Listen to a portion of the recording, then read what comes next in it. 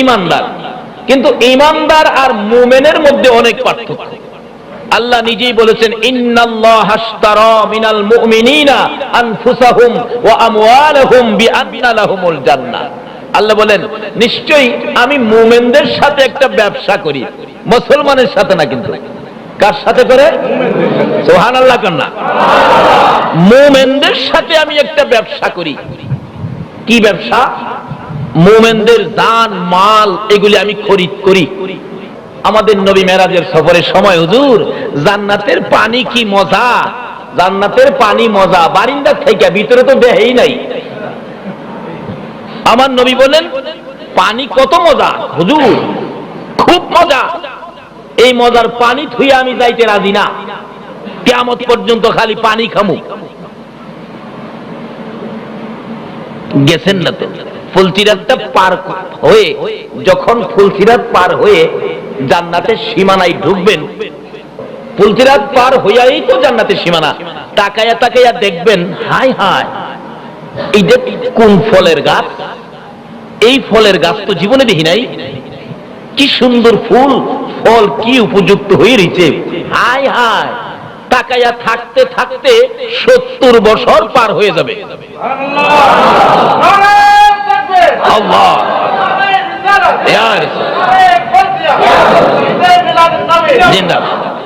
বলুন তো, 70 বছর তাকায়া থাকলে ফেরেশতারা পিছন দিয়ে ধাক্কা দিবে, কি ভাই সাহেব ধাক্কা দিয়েন না, জীবনে দেখি নাই, দেখা লই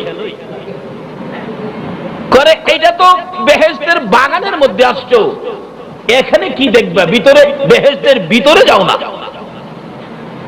যে বিল্ডিং গুলি আপনার জন্য তৈরি করা হয়েছে, বিল্ডিং এর একটা জানালার একটা শিক যদি পৃথিবীটা 70 বার বিক্রি করে, একটা শিখের মূল্য হবে না। এইরকম জান্নাত গুলো দিয়ে আল্লাহ খরিদ করবেন কাকে? মুমিনকে। বলুন কাকে?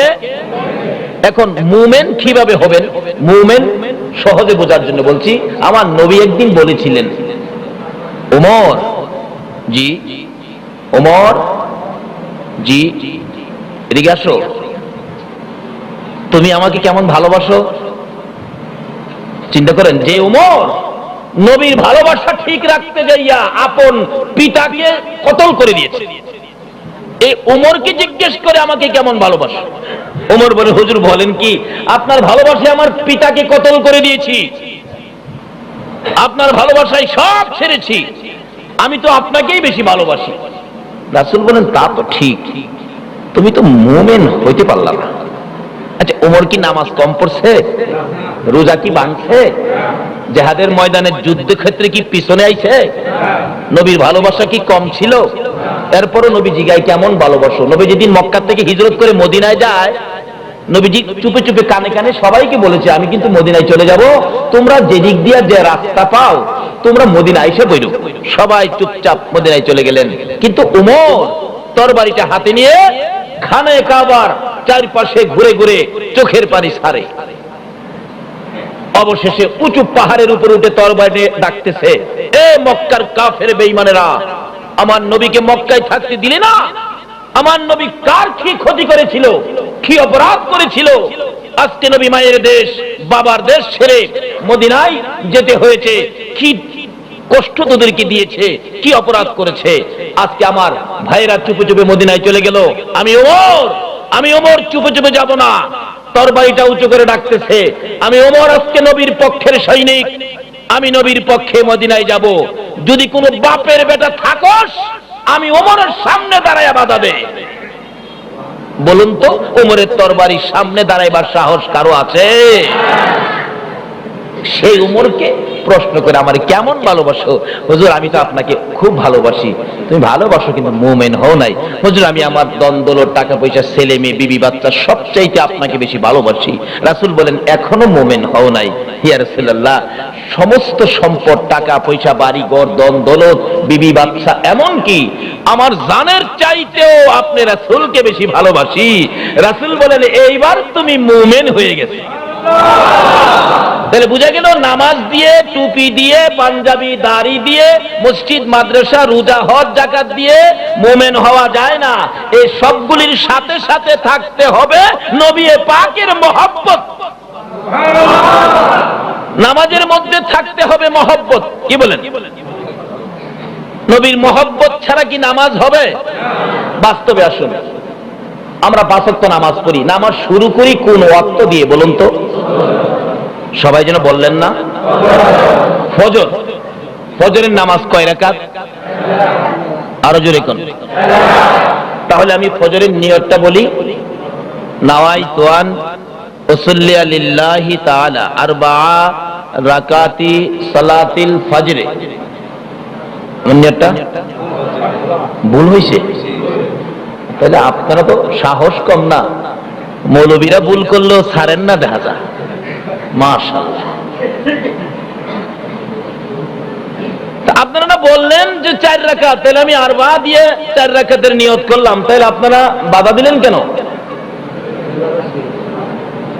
জি, ফজর নামাজ কয় রাকাত?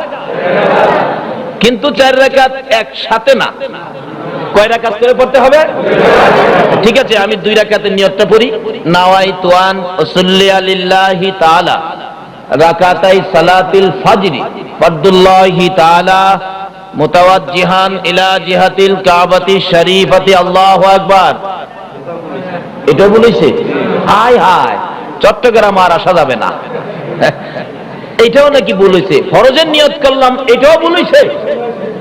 তাহলে কি ফরজের দাম নাই? কিন্তু এখানে ফরজ আগে পড়লে আল্লাহ খুশি হবে না বেজার হবে? আগে কি পড়তে হবে দেখি তো এবার ঠিক আছে কিনা। নাওয়াইতু আন উসাল্লি লিল্লাহি তাআলা রাকাতাই সালাতিল ফজর সুন্নাতু রাসূলিল্লাহি তাআলা মুতাওয়াজ্জিহান ইলা জিহাতিল কাবাতি শরীফাতি। এবার কোনো আপত্তি নাই তো? আগে কোনটা করার পরে আপনারা কোনো আপত্তি দিলেন না? 5 ওয়াক্ত নামাজের শুরু হলো ফজর। ফজর শুরুতে আগে কি ফরজ না সুন্নত? ফরজের দাম বেশি না সুন্নতের দাম বেশি? ফরজের দাম বেশি। ফরজের দাম আরো জোরে কেন? ফরজের দাম। এরপরে সুন্নত। কি বলেন? সুন্নত কিন্তু হুবের সুন্নত। আল্লাহ বুঝাইতে চাইছে আমার এই ফরজিয়াত 5 ওয়াক্ত নামাজ কবুল করার জন্য আমার নবীর 2 রাকাত সুন্নত হলো দরজা। মসজিদের দরজা আছে না? এই যে দরজা আছে না, ইমাম সাহেব ওই জায়গা পর্যন্ত পৌঁছতে গেলে দরজা দরকার। মুসল্লিরা মসজিদে নামাজের জন্য আসতে গেলে দরজা দরকার। আল্লাহ বলেন নামাজ কবুল করাই আমারে পাইতে গেলে এই নামাজে আসার দরজাটা হলো আমার নবীর 2 রাকাত সুন্নত নামাজ। জোরে জোরে কোন সুবহান। এই সুন্নতটার বরকত কত, পাওয়ার কত! আল্লাহু আকবার। হাসরের দিন নামাজিরা বিজলির আকারে পলসিরাতের ফুল পার বিনা হিসাবে জান্নাত। জান্নাতের বারিন্দায় দাঁড়ায় দাঁড়ায় কইবেন, খোদা গো 50,000 বছর হাসরের জমিনে দাঁড়ায় থাকতে হবে, এই অবস্থাটা তো দেখলাম না, আজাদ উপরে সূর্য। আল্লাহ বলেন এই জমিন সকলের জন্য নয়, এটা আনোয়ারা থানা। আনোয়ারা থানা জীবনে যান নাই এমন মানুষ আছেন না এখানে? আল্লাহ বলবেন সকলের জন্য নয়, কারো জন্য থানা, আবার কারো জন্য মেহমান খানা। জোরে জোরে কান্না সুবহান। কেউ গেলে ওসি সাহেব উইটা চেয়ার দেয়, কি বলেন দেয় না? আবার কেউ রে বাইন্দা নিয়ে চেয়ারের নিচে বসায়। কারো জন্য থানা, কারো জন্য হলো মেহমান খানা। হাসরের জমিনে কারো জন্য হবে বিচারের কোর্ট থানা, আর কারো জন্য হবে মেহমান খানা। জোরে জোরে কান্না সুবহান। কখন হবে? আল্লাহ আল্লাহ বলবেন তোমরা তো মেহমান খানা, মেহমান, তোমরা তো থানার জন্য নয়। বলেন কি? শুনলাম 50,000 বছর দাঁড়ায় থাকতে হবে, এটা তোমরা দেখলাম না, ফুলসিরাতের ফুল পার হলাম না, আমরা তো বেহেশতের বারিন্দায়। আল্লাহ বলবেন চুপ থাকো, তোমাদেরকে বেহেশতের বারিন্দায় দিয়ে দিলাম। জিজ্ঞেস করবেন আপনারা কিসের বিনিময়ে আমরা এগুলি পার হয়ে চলে আসলাম? আল্লাহ বলবেন তোমরা ফজরের নামাজ পড়তে গিয়ে 2 রাকাত সুন্নত পড়ছিলে? জি, 2 রাকাত সুন্নত তো আমরা পড়েছিলাম। 2 রাকাত সুন্নত নামাজ পড়তে যেটুকু সময় লাগছিল, এটুকু সময়ের মধ্যে আমি আল্লাহ হাসরের কঠিন দিনের 50,000 বছর পার করে দিয়েছি।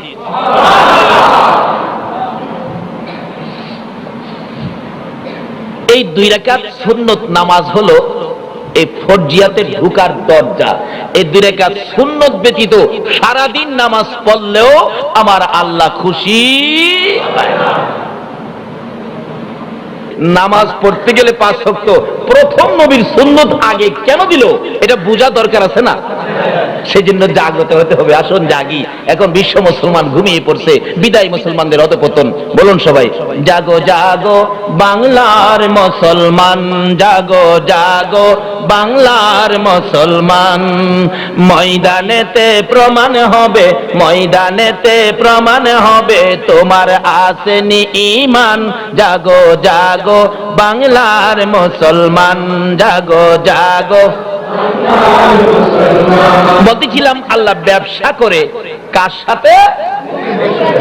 মুসলমানের সাথে না মুমিনের সাথে? কারণ কালিমা পড়লেই মুসলমান হওয়া যায়, কিন্তু কালিমা পড়লেই মুমিন হওয়া যায় না। মুমিনের স্তর আর মুসলমানের স্তর এক স্তর না।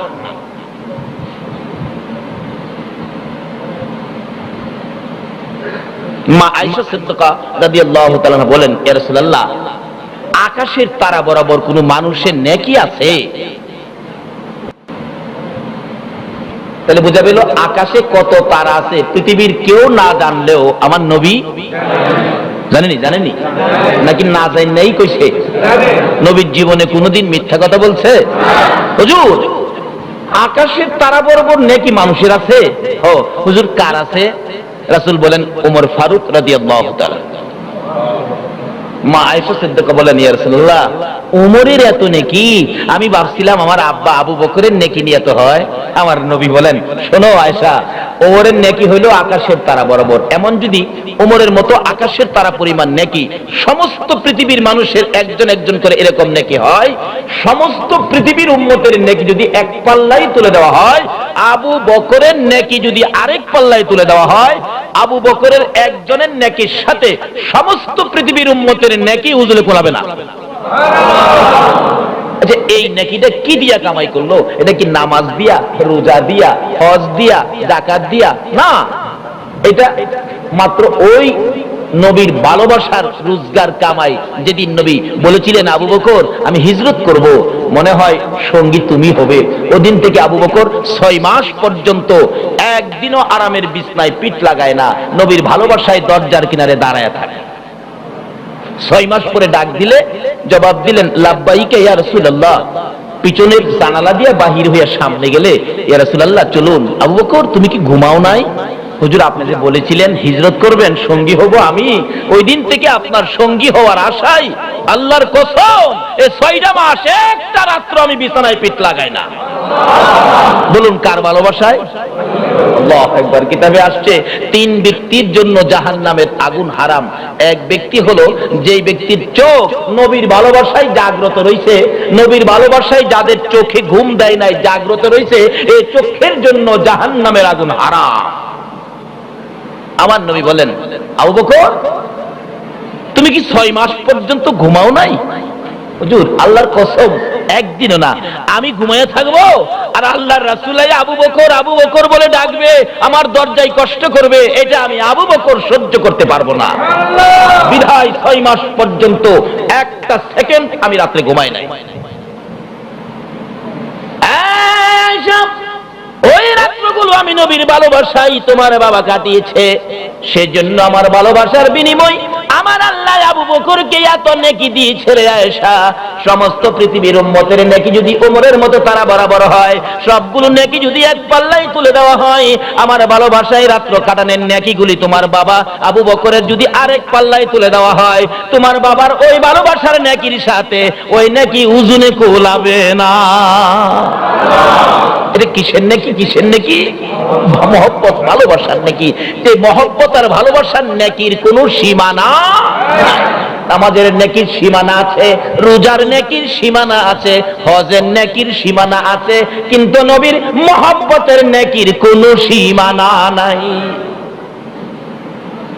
ব্যবসা করে আল্লাহ ওই ব্যক্তির সাথে যারা মুমিন, মুমিন হইতে গেলে শর্ত হলো নামাজ রোজা হজ জাকাতের সাথে সাথে রাখতে হবে নবীর মহব্বত। মহব্বত, প্রেম, ভালোবাসা, এর বিনিময় আল্লাহ বলেছেন বন্ধু আমি ব্যবসা করব মুমিনের সাথে। মুমিনকে আবু বকর, উমর, তাদের জীবনী খুললে পাবেন। উমর বলেছে রাসূলুল্লাহ সবচাইতে আমার জানের চাইতেও আপনাকে বেশি ভালোবাসি, অথচ নামাজ কম পড়ে নাই, রোজা কম রাখে নাই, সব ঠিক আছে, জিহাদের ময়দানে যুদ্ধ কম করে নাই, রক্ত কম দেয় নাই, তারপরেও বলেছেন আমার জানের চাইতেও আপনাকে ভালোবাসি। রাসূল বলেন এইবার তুমি মুমিন হয়েছো। আর ওই কিসিমের মুমিনের সাথে আমার আল্লাহ বলেছেন জান্নাতের বিনিময়ে আমি ব্যবসা করি। জোরে জোরে কোন সুবহান।